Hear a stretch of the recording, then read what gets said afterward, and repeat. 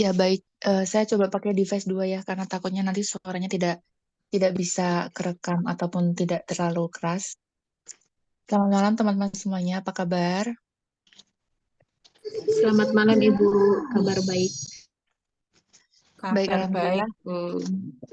Ya, alhamdulillah. Semoga malam ini nanti dapat ilmu yang bermanfaat juga. Kemudian juga nanti ilmunya bisa kita terapkan juga, terutama bagi teman-teman maupun bunda-bunda ataupun kakak-kakak yang akan segera mengikuti UKOM seperti itu. Jadi lebih banyak berlatih maka akan lebih cepat untuk bisa tahu mana yang benar, mana yang salah. Kemudian juga pasti saya percaya teman-teman dan kakak semuanya sudah banyak belajar, banyak materi yang dibaca, akan tapi berlatih soal adalah kunci untuk bisa lebih tahu, untuk bisa lebih istilahnya lebih gesit, lebih lincah untuk tahu mana yang benar maupun mana yang salah seperti itu. Bisa kita mulai di soal nomor 1.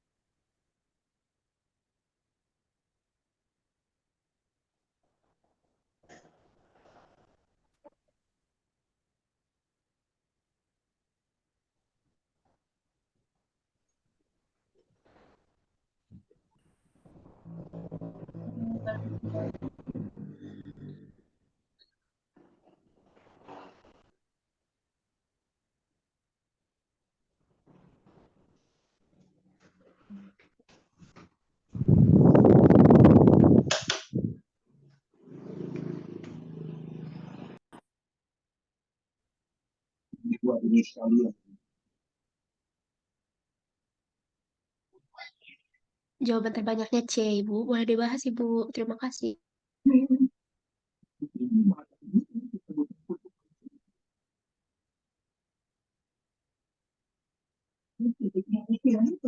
Baik, terima kasih. Tadi di soal nomor pertama ini, seorang perawan muda yang berusia 20 tahun, 20 tahun itu masih masuk kepada remaja, ibaratnya dia tuh masih kategori remaja akhir, datang dengan keluhan gitu ya, keluhan nyeri haid yang terjadi pada hari-hari pertama menstruasi, namun sehari-hari. Dan di sini ada satu hal yang sangat krusial, yaitu tiga tiga pembalut dalam sehari karena darah mensnya cukup banyak gitu ya. Dari tekanan darah, nadi juga tidak mengalami suatu hal yang berarti gitu ya. Tidak teraba masa juga. Nah, di sini di kata kunci ada penatelasannya tepat sesuai dengan kode etik profesi otonomi gitu ya. Untuk otonomi ini, kebanyakan teman-teman Bunda dan Kakak sekalian menjawab C ya, memberikan penjelasan tentang fisiologi terjadinya nyeri haid. Tapi coba kita simak untuk jawaban yang tepat ya. Di soal yang pertama, yang tepat adalah perlu dilakukan rujukan ke fasilitas yang lebih komprehensif gitu ya. Karena tadi apa? Karena di situ ada darah menstruasi yang cukup banyak sehingga perlu kita infokan kepada pasien, kepada klien kita untuk bisa kita rujuk ke fasilitas yang lebih lengkap, lebih komprehensif. Untuk penjelasannya ada di slide.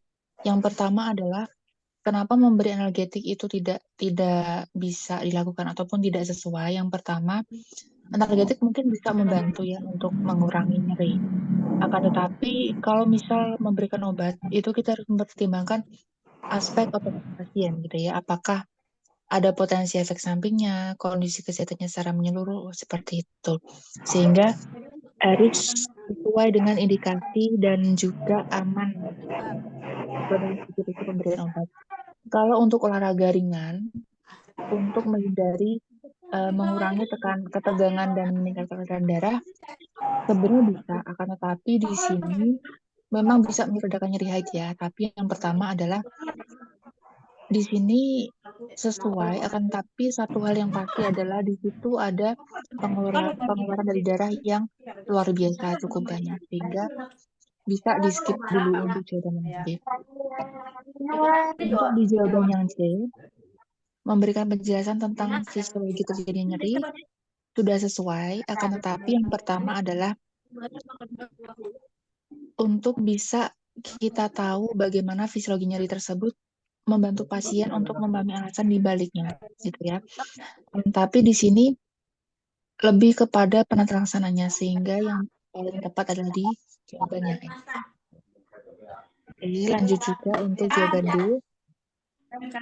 Melakukan kolaborasi dengan tenaga kesehatan lain seperti psikolog ataupun ahli gizi bisa juga, akan tetapi untuk kasus tidak tidak sesuai karena di psikolog dan ahli gizi tadi di kasus tidak banyak membahas tentang bagaimana nutrisinya gitu ya, ataukah bagaimana secara mental emosionalnya seperti itu. Kemudian yang E, merujuk pasien ke fasilitas pelayanan lebih lengkap. Di sini sesuai pada ranah kode etik otonomi karena yang pertama memungkinkan nanti akan ada pemeriksaan lebih lanjut gitu ya tentang kondisi yang mendasari nyerinya, terutama juga tadi pengeluaran yang banyak gitu ya ketika menstruasi. Prinsip otonomi ini artinya bahwa kita bisa memberikan perawatan, pelayanan, tindakan yang lebih komprehensif sesuai dengan kebutuhan pasien gitu. Jadi di jawaban di nomor satu bisa dikatakan jawaban E yang paling tepat gitu. Nanti teman-teman boleh menggoogling ataupun ibaratnya mencari gitu ya. Beberapa kode etik kira-kira apa aja nih yang sesuai dengan kasus gitu ya. Nah, di sini sudah dipaparkan beberapa kan tapi mungkin lebih rinci lagi gitu. Bisa lebih melihat lagi secara spesifik gitu. Kita lanjutkan ke soal nomor 2.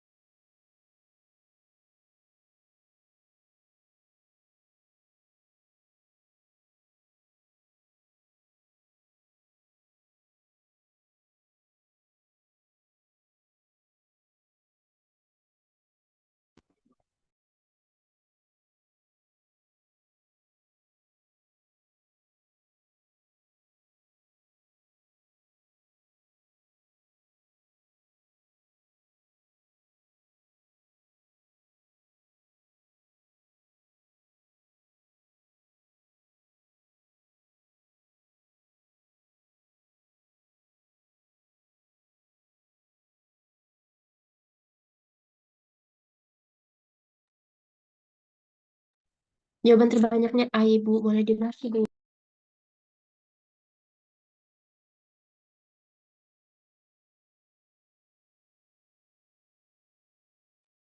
Baik, terima kasih. Di soal nomor 2 kebanyakan jawabnya A ya. Jadi soal nomor 2 ini seorang perempuan 12 tahun dan di 12 tahun ini remaja awal ya. Diantar ke puskesmas berkonsultasi karena putrinya lebih dekat dengan teman sebaya gitu ya. Takutnya gitu ya, dari ibu ini ada kekhawatiran tersendiri, misalnya kehamilan pada remaja gitu ya.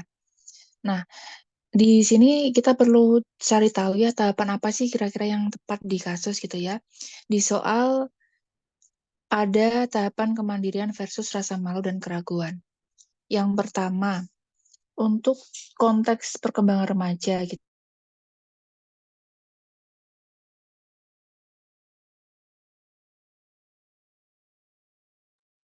Mohon maaf, Ibu. Sepertinya termute, Ibu. Identitas versus dia ini, di sini remaja itu mencari, mengeksplor gitu ya, peran dalam kehidupannya gitu ya. Sehingga ingin selalu bebas, kemudian juga mendekati teman sebaya, menunjukkan proses eksplorasi gitu ya, eksplorasi identitas dan peran dalam lingkungannya. Kalau untuk tahap industri versus inferioritas, ini kurang tepat karena biasanya masuk kepada usia prasekolah dan sekolah dasar gitu ya. Fokus pada kemampuan produktivitas dan rasa inferioritas dalam pencapaian. Kalau kemandirian versus rasa malu, kurang tepat juga karena terkait dengan biasanya masa prasekolah, di mana anak-anak biasanya melakukan tugas-tugas secara mandiri dan mengatasi rasa malu serta keraguannya. Kemudian selanjutnya, tahap intimasi versus isolasi kurang tepat juga, karena biasanya pada dewasa muda, kadang ada hubungan pada interpersonal gitu ya, hubungan dengan orang lain secara mendalam, bukan pada tahap remaja awal. Kalau tahap inisiasi versus kesempurnaan, itu juga salah karena biasanya terjadi pada usia awal dewasa, di mana individu mengejar tujuan dan eksplorasi berbagai bidang, gitu.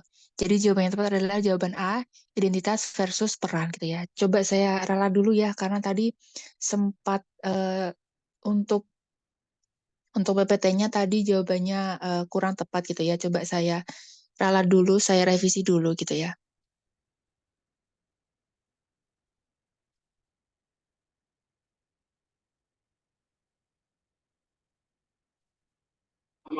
Memacu yang kita cinta ini negara Indonesia.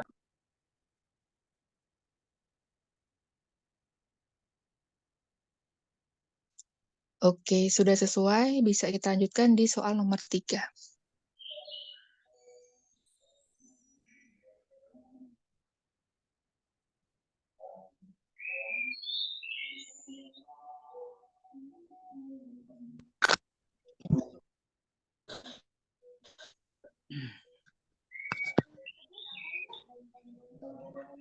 Oh,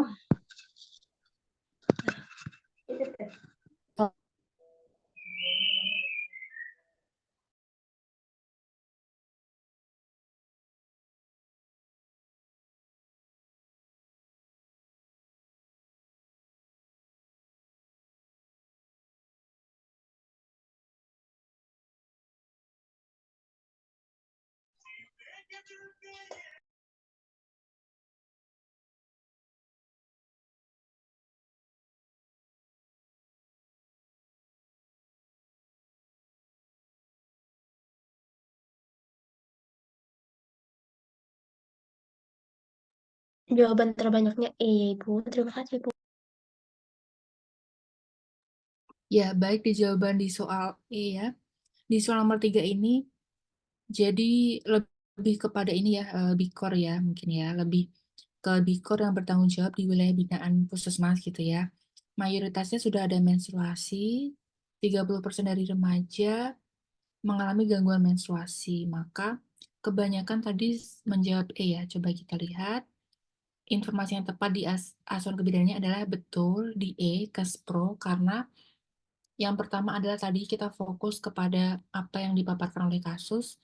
Di situ kebanyakan sudah menstruasi gitu ya, sehingga pola istirahat bisa kita skip, kecuali nanti misal ada kasus yang mungkin tidak bisa tidur dan sebagainya, nanti bisa masuk ke situ.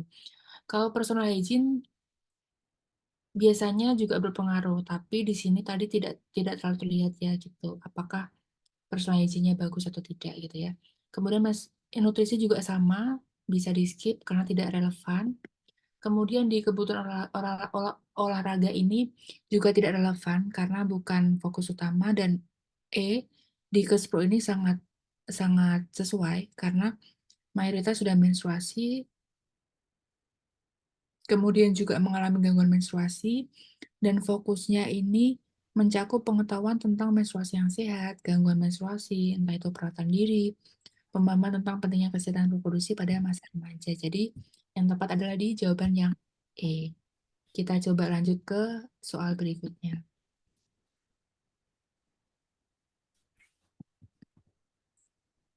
Ya, saya tambahkan ya, benar sekali kalau di Pusat bukan Bikor ya yang berperan, tapi memang dari Provos Gizi maupun UKS serta PKPR. Terima kasih Bu Melia Perina sudah memberikan ini juga revisi maupun sarannya juga gitu.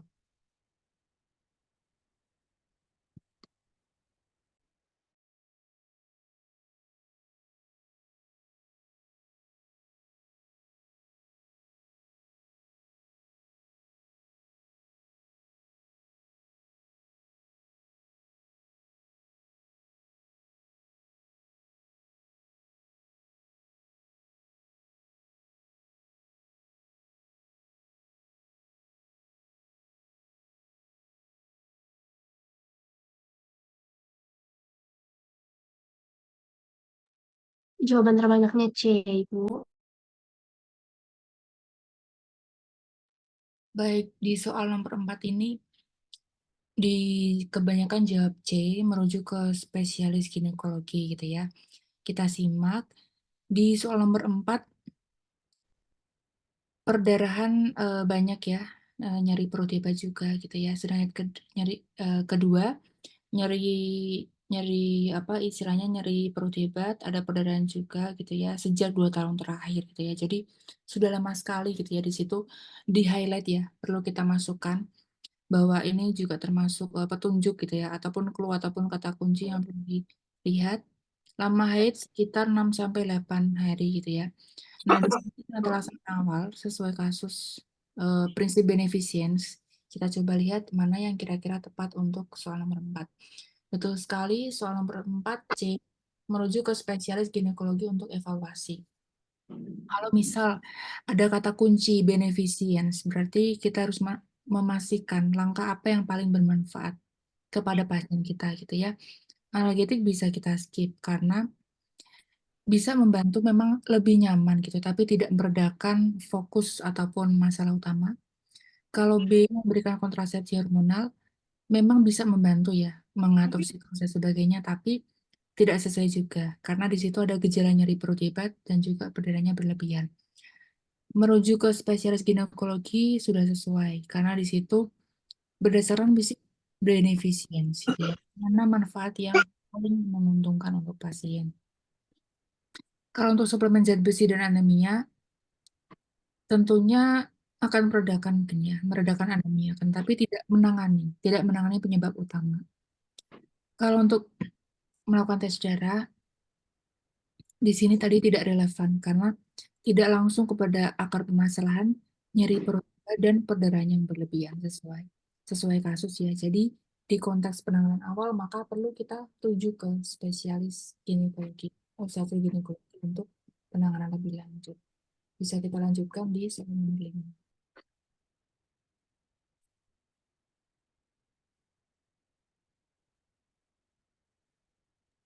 Siap, siap. Terima kasih Bu Aprilia ya. Meskipun jawabannya setelah polling selesai, bisa ditulis di kolom chat ya. Bapak sekalian yang saya hormati, capaian pembangunan yang telah kita raih ini harus terus kita lawan dan kita jaga, harus terus kita lanjutkan agar cita-cita Indonesia maju menjadi seperti yang utama. Sekali lagi, saya mengucapkan selamat Hari Natal tahun 2023 dan selamat tahun baru 2024. Semoga terang cahaya Natal, damai dan kasih Natal mendukung Bapak Ibu, Bapak Ibu, kami yang akan berbagi dan Jawaban terbanyaknya B, Ibu. Terima kasih, Bu. Baik, terima kasih. Di soal nomor 5 ya. Di soal nomor 5 ini keluarnya hamil di luar nikah gitu ya. Jadi sangat krusial. Ingin dilakukan aborsi karena khawatir dengan masa depan gitu ya. Belum siap juga merawat anak sendiri dan pasangan juga tidak bertanggung jawab gitu ya di remaja umur 15 tahun. Di kasus tindakan yang tepat dilakukan oleh seorang bidan sesuai kasus tersebut berdasarkan prinsip justice ya. Justice itu masuk kepada keadilan gitu ya. Apa sih kira-kira yang perlu dilakukan gitu ya. Nah, di sini ada Tadi banyak video makan pecel. ya, saya lanjutkan. Di sini ada beberapa alternatif, akan tapi pada kasus justice gitu ya. Justice di sini artinya ada keadilan yang ditawarkan gitu ya di prinsip di jawaban di D. Beberapa opsi ada banyak gitu ya. Mungkin beberapa bunda kakak juga tadi menjawab kebanyakan gitu ya. Tadi C gitu ya. Artinya justice ini dia merata baik dari akses, layanan gitu ya, perlakuan yang adil dari kita sebagai tenaga kesehatan merata gitu ya.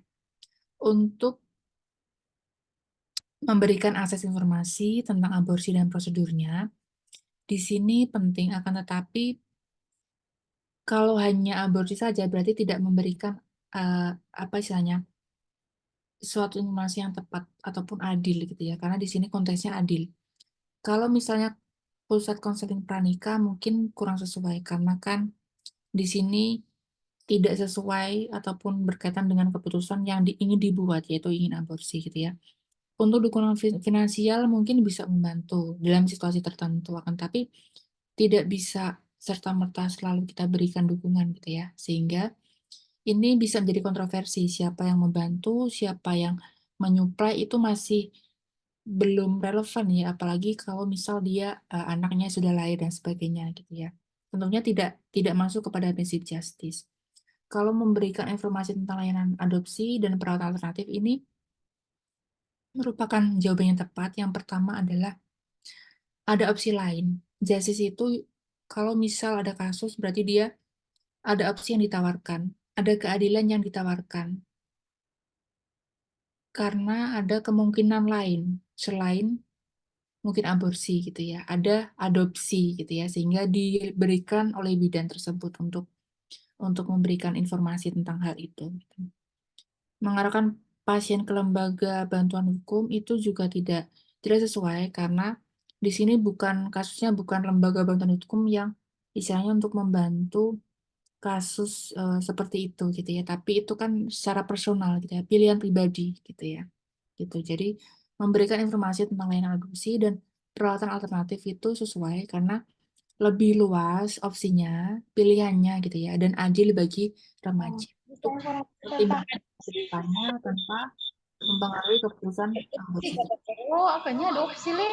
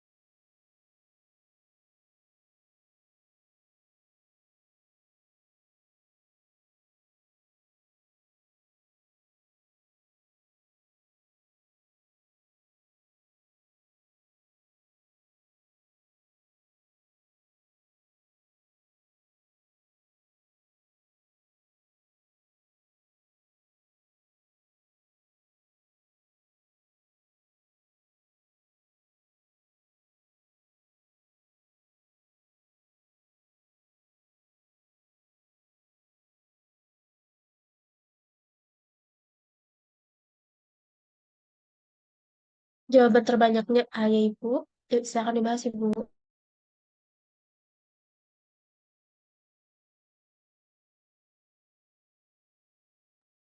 Baik, terima kasih. Tadi kebanyakan gitu ya jawabannya di A gitu ya, memberikan penyuluhan gitu ya. Yang pertama di sini sebagai seorang ini ya bidan koordinator ya puskesmas gitu ya. Ada survei gitu ya di suatu desa. Di sini angka kehamilannya umur muda sangat tinggi gitu ya. Karena perilaku seks pranikah di kalangan remaja. Nah, di sini ada beberapa kata kunci. Yang pertama ada langkah paling tepat gitu ya, berdasarkan prinsip kode etik otonomi gitu ya. Kita lihat, karena ini konteksnya di komunitas ya, jadi bisa kita lihat luar biasa sesuai ya jawabannya A gitu ya, memberikan penyuluhan tentang pendidikan seksual komprehensif kepada remaja. Sesuai dengan prinsip kode etik otonomi yang pertama, karena nanti remaja akan bisa membuat keputusan sendiri, lebih bijaksana sesuai dengan perilaku seksual mereka gitu ya. Sehingga mereka perlu dapat pengetahuan dulu, setelah itu mereka bisa memutuskan gitu ya. Kemudian kalau pendidikan klinik tidak sesuai ya bisa kita skip. Memang bisa menjadi langkah yang baik akan tetapi secara kode etik otonomi itu tidak mendukung gitu ya. Ari, laka buka lah. Oke, kita lanjut. Kemudian C, Suaranya bocor buku. oke, bisa kita lanjut ya. Yang C, mengatur program konseling dan pendampingan untuk remaja. Yang pertama di sini program konseling dan pendampingan itu memungkinkan gitu ya untuk bisa lebih baik. Kemudian yang akan tetapi di sini mungkin kurang sesuai karena ibaratnya dari segi istilahnya program konseling maupun pendampingan itu biasanya kalau misal sudah terjadi gitu ya, kemudian melibatkan komunitas dalam penyuluhan di sini penting ya gitu ya. Tapi akan tetapi lebih banyak kepada tadi perlu diadakan penyuluhan juga karena di situ belum ada penyuluhan sebelumnya gitu ya di situ. Kemudian memberikan akses mudah ke kontrasepsi tidak sesuai gitu ya. Meskipun juga penting akan tapi tidak sesuai dengan prinsip otonomi gitu ya. Jadi bisa kita skip di opsi A memberikan penyuluhan itu yang paling tepat seperti itu. Bisa kita lanjut di soal berikutnya.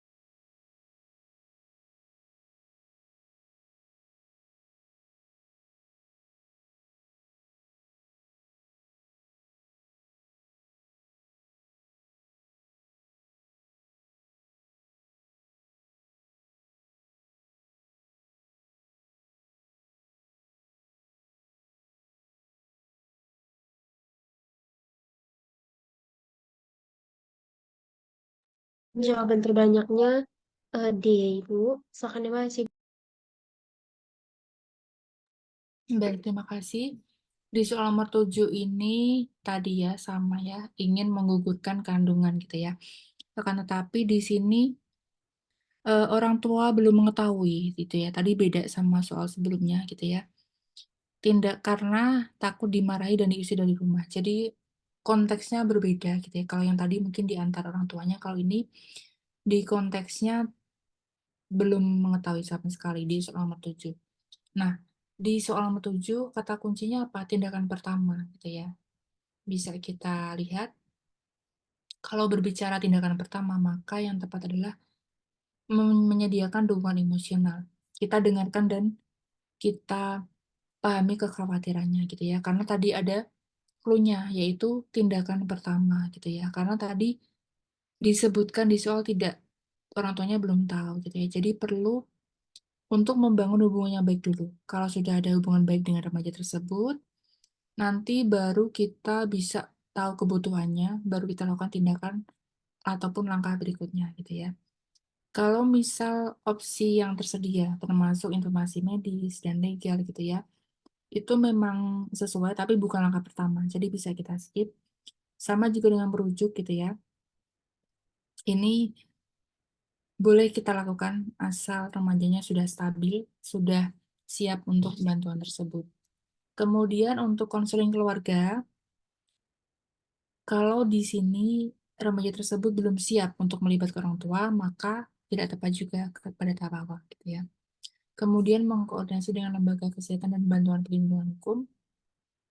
Tadi boleh setelah tadi ada hubungan yang baik antara bidan dan remaja tersebut, ada trust, kepercayaan, sehingga bisa lebih nyaman, bisa kita bantu, kemudian juga bisa kita lakukan tindakan berikutnya, gitu ya.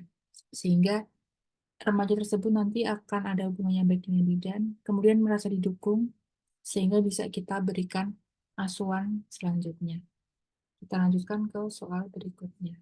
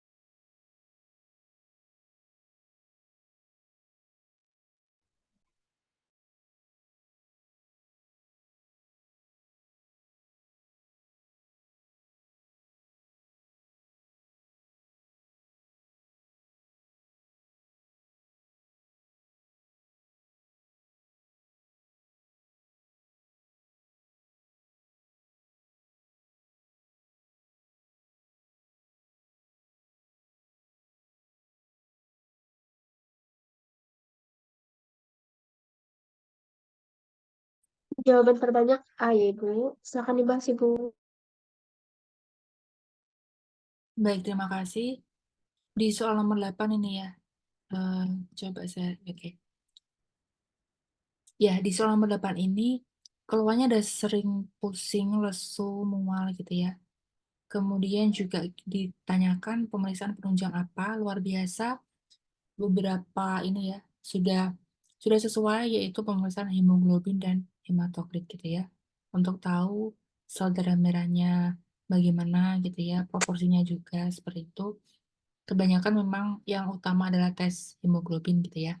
Karena nanti untuk tahu sel darah merahnya gitu ya. Kemudian tes ferritin tidak sesuai gitu ya. Kemudian juga tes hitung darah lengkap juga tidak sesuai, bisa kita skip. Uji koagulasi juga bisa kita skip karena tadi tidak ada ini ya indikasi. Kemudian tes kadar zat besi dan protein lain dalam tubuh juga bisa kita skip gitu ya, sehingga yang paling tepat untuk pemeriksaan HB gitu ya, sehingga nanti bisa dilakukan secara komunal, secara community gitu ya di masyarakat. Bisa kita lanjut ke soal berikutnya.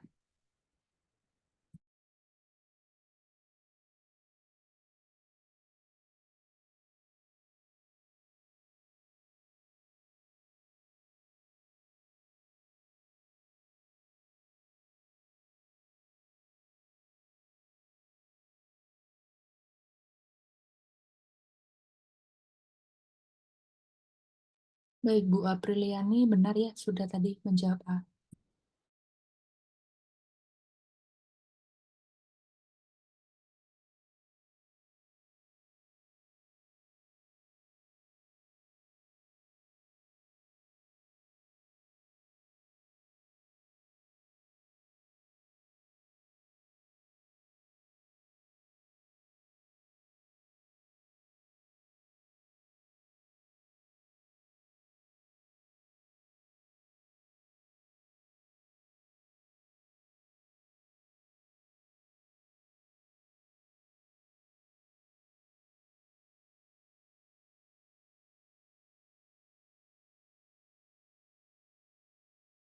Jawaban terbanyaknya A ya, Ibu. Silakan dibahas, Ibu. Baik, terima kasih. Di soal nomor 9 ini kebanyakan jawab A ya. Tadi remaja perempuan 16 tahun gitu ya menggunakan pembalut hingga 4 kali seri gitu ya selama lebih dari 10 hari sebulan, jadi sangat banyak gitu ya, dan ada juga nyeri perut yang sangat signifikan gitu ya, meskipun tidak ada massa maupun benjolan yang teraba gitu ya, luar biasa. Benar sekali jawabannya A, menoragi. Kenapa? Menoragi ini merujuk pada menstruasi yang sangat berat, berkepanjangan. Ya, melebihi 7 hari gitu ya dengan penggunaan pembalut yang sering. Di soal 4 kali sehari ya gitu ya. Kemudian kenapa tidak yang lain gitu ya? A menor berarti tidak menstruasi, bisa kita skip. Kemudian disfungsi ovarium biasanya mencakup berbagai masalah hormonal yang dapat mempengaruhi ovulasi, jadi tidak ada indikasinya. Kemudian paling menor, siklus yang terlalu pendek juga bisa kita skip. Kemudian anovulasi juga sama, di situ tidak tertulis ataupun tidak biasanya tidak terbaca gitu ya, seperti itu, sehingga bisa kita skip. Jadi yang tepat adalah di menoragi. Kita lanjut di soal nomor 10.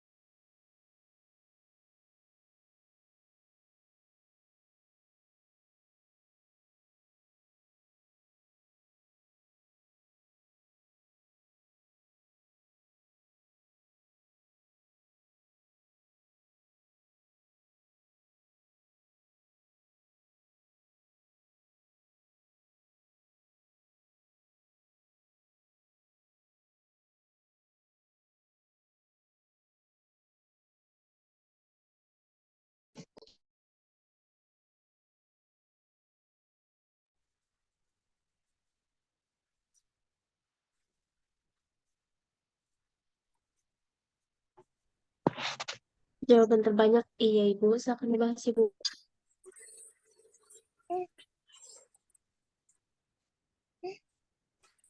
Baik, terima kasih. Di soal nomor 10 ini, keluhan haid ya, sangat banyak kalau soal remaja itu tentang keluhan haid. Berlangsung selama lebih dari 15 hari, mencapai 3 kali sehari, dan cenderung bergumpal gitu ya. Kemudian dari pemeriksaan juga tidak ada yang berarti ya, tidak ada pembesaran maupun juga tidak ada massa gitu ya. Tindakan apa yang tepat adalah adanya pemeriksaan ultrasonografi panggul. Kenapa? Mungkin banyak yang tadi ya konsultasi dengan ahli ginekologi. Yang pertama, perlu dilakukan pemeriksaan ultrasonografi panggul karena lebih tahu gitu ya, lebih tahu, lebih jelas tentang organ reproduksi dalam tubuhnya gitu ya. Bisa menentukan penyebab menstruasi, Nah, ini sayang nak. bisa ovarium, polip ataupun yang lainnya gitu ya. Kemudian meskipun pemberian suplemen gitu ya, untuk tes darah maupun untuk profil hormon juga tidak sesuai juga gitu ya, dan yang tepat adalah untuk pemeriksaan ultrasonografi panggul gitu ya. Di sini memang perlu ya, di sini mungkin untuk tadi kenapa masuk kepada konseling gitu ya, ataupun konsultasi gitu ya. Kalau di kita lebih kepada rujukan, dan di sini pemeriksaan ultrasonografi panggul itu sudah mencakup kepada rujukan kepada spesialis ginekologi gitu ya. Mungkin bahasanya bukan konsultasi ya ke kita, tapi mungkin langsung ke rujukan, tapi di situ bukan konsultasinya. Jadi kenapa di jawaban E kurang tepat? Karena untuk di kasus adalah tindakan yang eh, istilahnya pilihan yang terbaik seperti apa, sehingga masuk kepada pemeriksaan ultrasonografi panggul, meskipun itu belum tentu kita lakukan gitu ya. Tetap kita ada kolaborasi rujukan gitu ya, tapi bukan berupa konsultasi gitu ya. Jadi bisa kita skip dan jawabnya yang tepat adalah di A, pemeriksaan ultrasonografi panggul. Kita lanjut ke soal di nomor 11.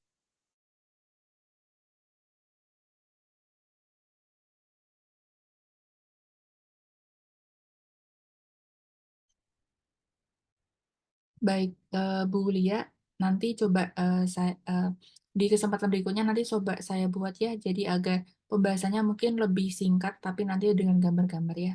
Tapi sementara ini mungkin bisa diikuti dulu untuk beberapa penjelasan melalui narasi-narasi gitu.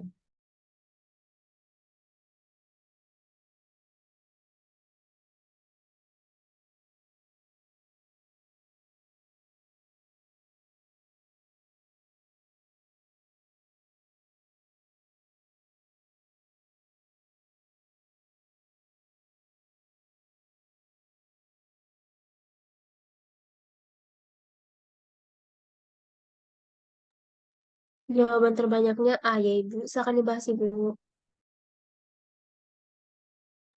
Baik, di soal nomor 11, di sini keluar mensnya berlangsung lebih dari 10 hari, kemudian juga mengganti pembalut selama 3 hari sehari, tanpa adanya nyeri perut yang signifikan gitu ya. Nah, di sini ada penolakan nih, penolakan ketika bidan mau melakukan palpasi abdomen.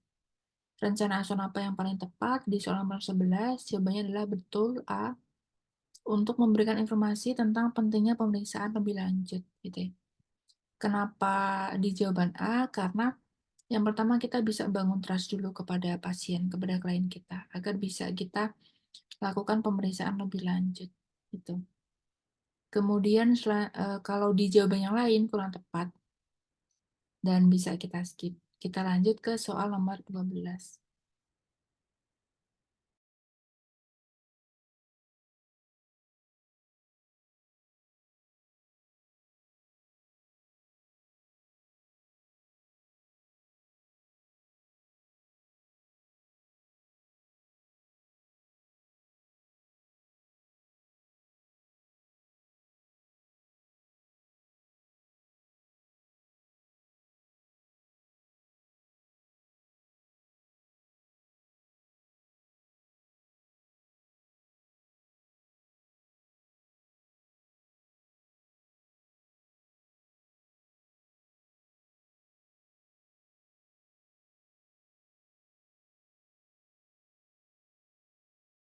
Jawaban terbanyaknya A ya Ibu, silakan dibahas Ibu.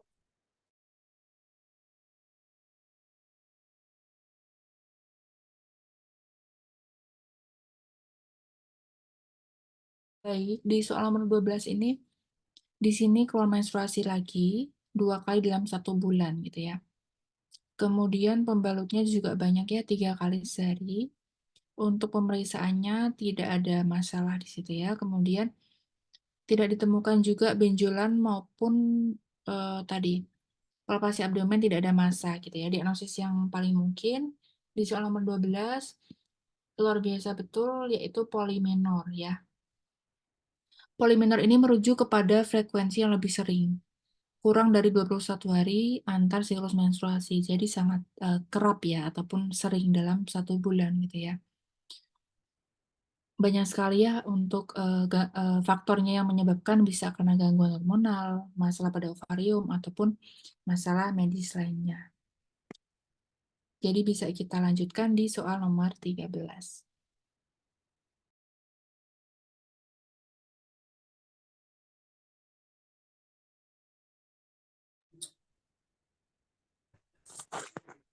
Ada oke.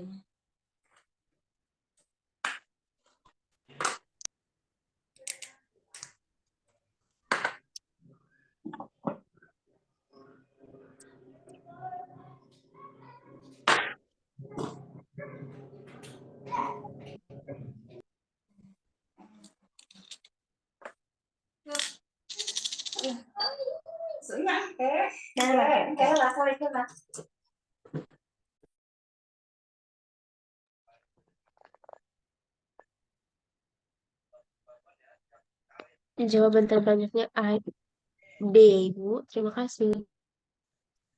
Baik, terima kasih. Di soal nomor 13 ini,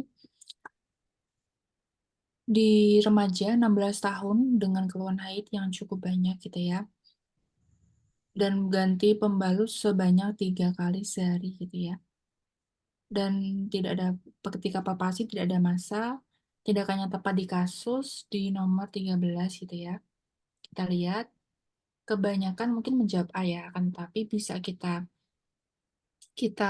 lanjutkan karena di situ ada keluhan nyeri haid yang cukup parah gitu ya di hari pertama menstruasinya, sehingga perlu kita lakukan pemeriksaan lebih lanjut dengan ultrasonografi USG untuk menyingkirkan kemungkinan adanya kelainan pada organ reproduksi. Ada beberapa alasan yang menyertai ya. Yang pertama adalah, kalau nyeri haid ini bisa dari gejala medis tertentu ya, bisa juga karena endometriosis, fibroid, maupun juga gangguan dari organ reproduksi lainnya. Maka perlu kita istilahnya menapis gitu ya, ada penapisan dulu bahwa nyerinya itu bukan karena hal tersebut gitu ya, meskipun ketika palpasi abdomen tidak ada masanya gitu ya. Kalau penghilangan nyeri itu hanya mengobati sementara gitu ya, tapi tidak langsung menjurus kepada hal yang menyebabkan nyeri gitu ya. Bisa kita skip, kemudian konseling manajemen stres juga bisa kita skip. Sehingga bisa kita lakukan istilahnya tindakan untuk bisa adanya penapisan bawah. Nona ini si manis mau ke situ nih. Kita lanjut di soal nomor 14.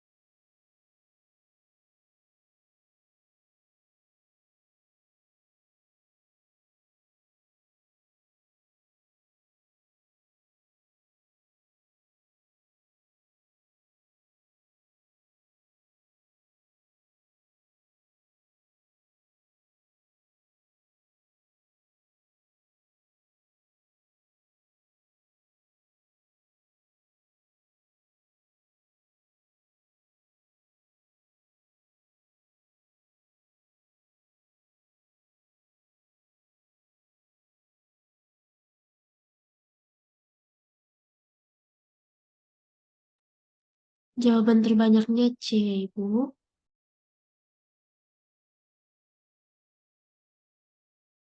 Baik, di soal nomor 14 ini, keluhan menstruasi tidak teratur ya. Di kebanyakan jawabannya C.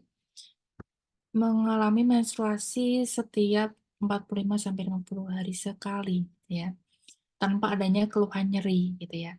Dan dipalpasi tidak ada massa gitu ya. Hormon yang paling berpengaruh gitu ya pada kasus betul sekali adalah hormon FSH, follicle stimulating hormone.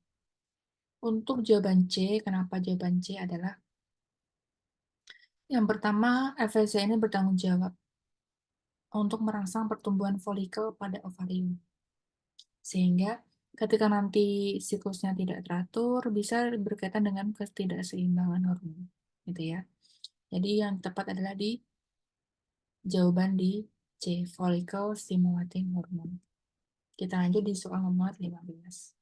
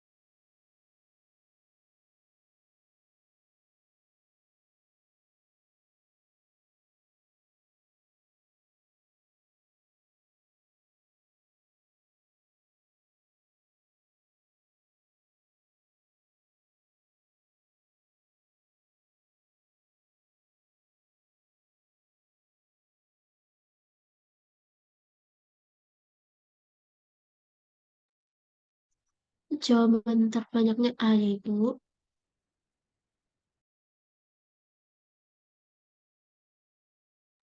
Baik, di soal nomor 15, di sini remaja berusia 16 tahun, keluhannya nyeri haid yang sangat parah. Dan selain nyeri ada mual juga gitu ya, mengalami perubahan suasana hati dan juga sedikit diare saat menstruasi. Hormon apakah yang berperan pada nyeri haid remaja tersebut? Oke, kita lihat di soal nomor 15, jawabannya adalah A, prostaglandin. Yang pertama, prostaglandin ini berupa senyawa ya. Jadi ada senyawa hormon diproduksi oleh rahim. Saat rahim mengalami kontraksi untuk mengeluarkan lapisan dalamnya selama menstruasi, maka produksi prostaglandin ini meningkat. Prostaglandin ini menyebabkan kontraksi rahim itu lebih kuat dan juga memicu rasa nyeri. Dan juga mempengaruhi sistem pencernaan juga, sehingga kadang ada mual, kadang ada diare juga gitu ya. Bisa kita lanjut ke soal nomor 16.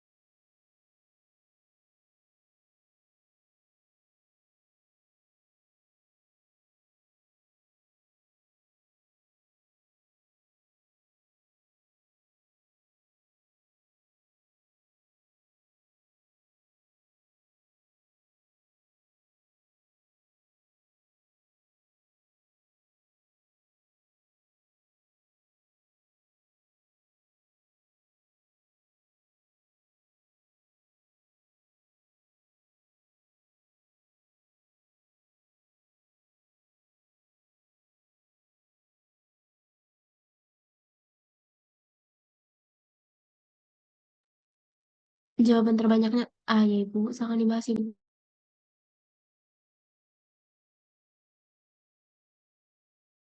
Baik, di soal nomor 16, keluhannya nyeri perut gitu ya, kemudian juga anak tidak bisa sekolah dan selalu terjadi setiap siklus menstruasi, darah yang keluar bergumpal banyak gitu ya. Tidak ada massa dan nyeri tekan. Nah, di sini ada tindakan yang tepat kira-kira apa ya gitu ya, tapi juga ditambahkan berdasarkan kode etik otonomi gitu ya. Kita lihat di soal nomor 16, Jawabannya betul di A, memberikan informasi kepada ibu tentang kemungkinan disminor. Tentang Bu Sri Hartati ya, kalau nggak salah mungkin tadi sempat coret-coret ya. Bisa dihapus dulu ya mungkin ya. Ya, terima kasih. Yang pertama ada kemungkinan disminor. Kemudian kita berikan informasi kepada ibu dan anak tersebut gitu ya. Terima kasih, sudah dihapus ya. Kemudian di situ dia mendukung sekali untuk kode etik otonomi karena memberikan informasi juga nanti agar ibu dan anak tersebut istilahnya bisa berdiskusi gitu ya. Opsinya kira-kira apa gitu, sehingga mendukung kode etik otonomi. Kita lanjut ke soal nomor 17.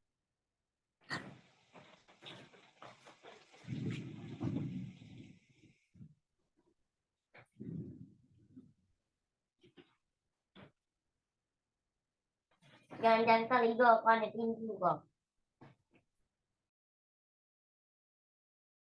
Yo, baca bikin lau.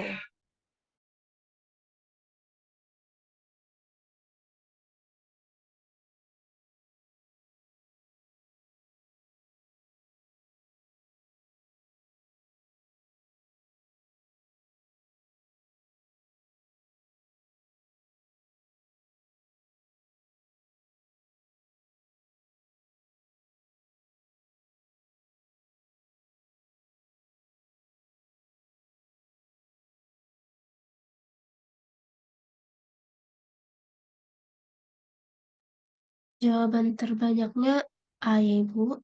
Silakan dibahas Ibu.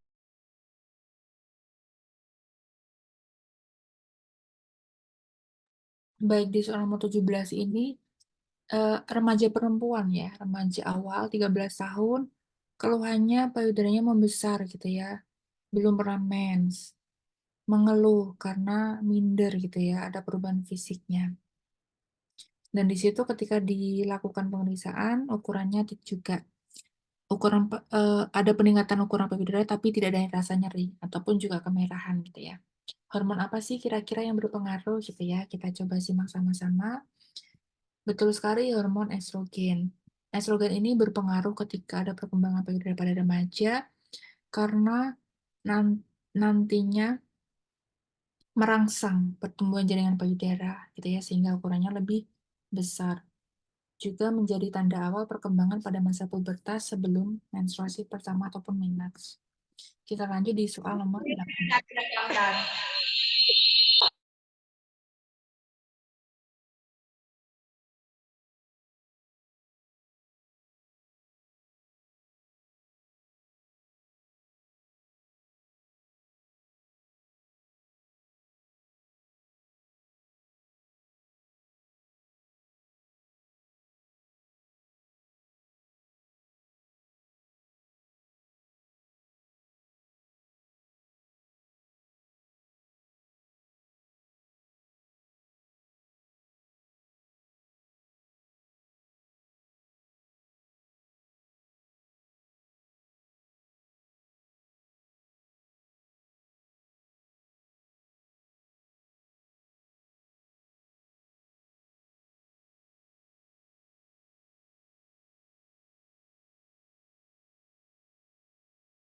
Jawaban terbanyaknya A ya Ibu. Silakan dibahas Ibu.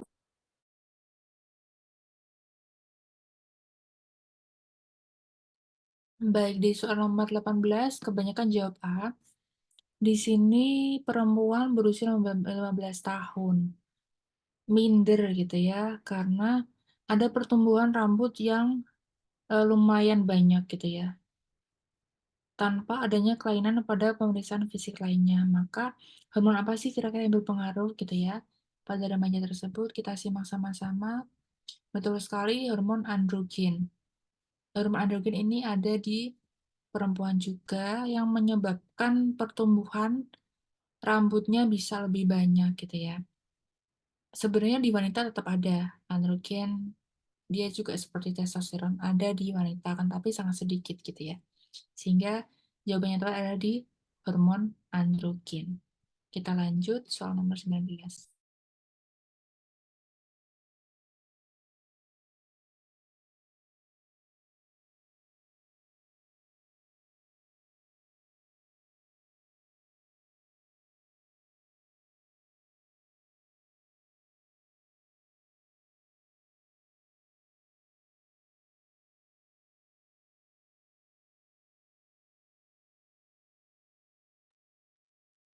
Soal 19 mana?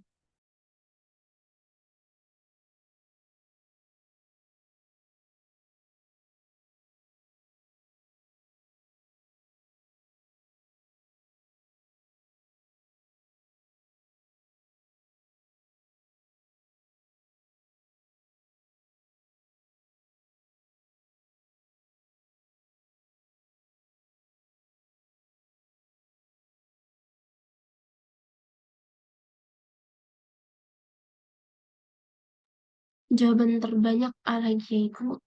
Silakan dibahas Ibu.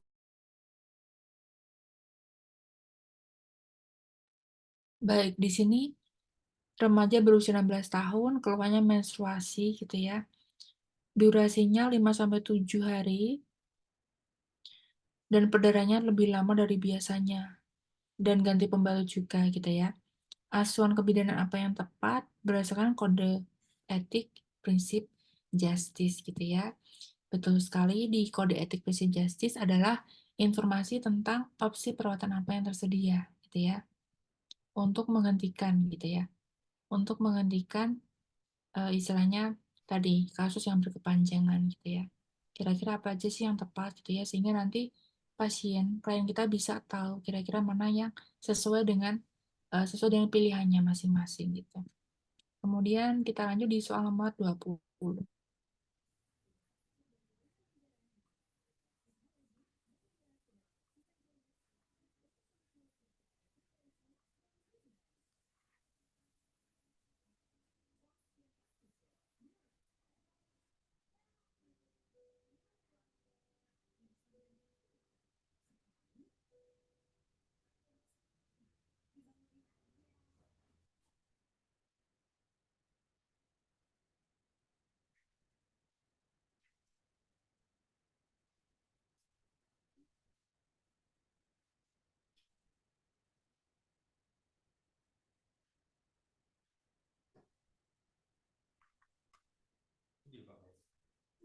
Rapat dulu, rapat.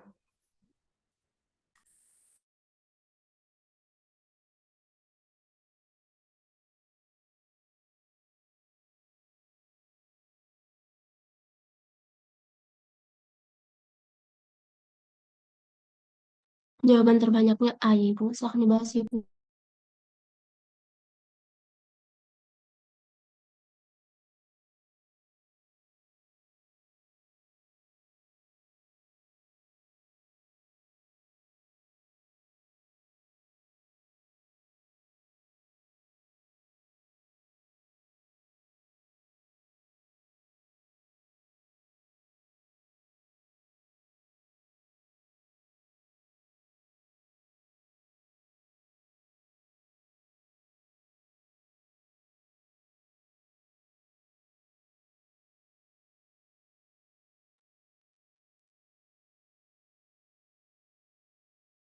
Silakan dibahas Ibu.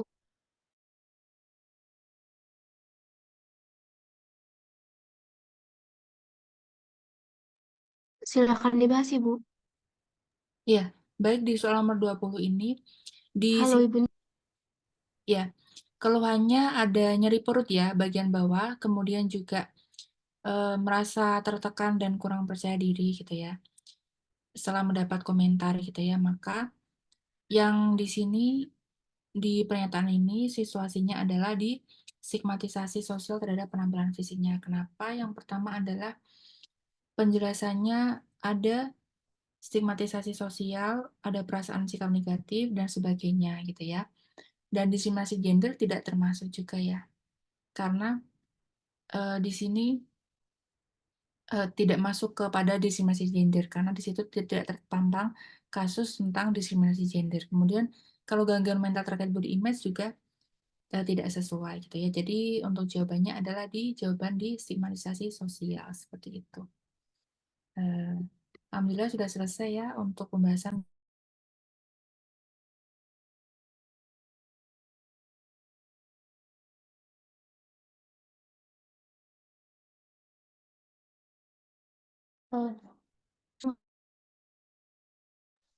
Mbak, ini kan nanti sembari kita menunggu ibu-ibu yang lainnya untuk on cam, Sekiranya apakah Ibu ada tips atau trik Ibu untuk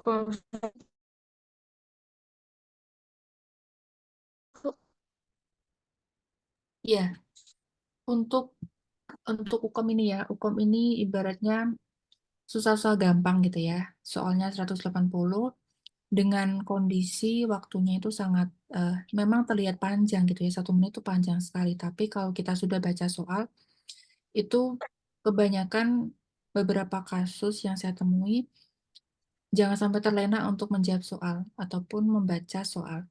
Kalau misal soal dirasa sangat sulit, jangan terpaku di situ. Lanjut ke soal yang lebih mudah gitu ya. Seperti itu, sehingga nanti Bunda dan Kakak bisa smooth dalam menjawab soal. Kalau terpaku pada soal yang sulit, tidak akan selesai. Kita terpaku di situ, waktunya habis di situ. Padahal tiap soal kan 1 menit. Oke, baik Ibu. Terima kasih atas pemaparan materinya Ibu. Kita izin foto bersama dulu ya Ibu dengan ibu-ibunya. 1, 2, 3, senyum. 1, 2, 3, senyum. Sekali lagi ya Ibu.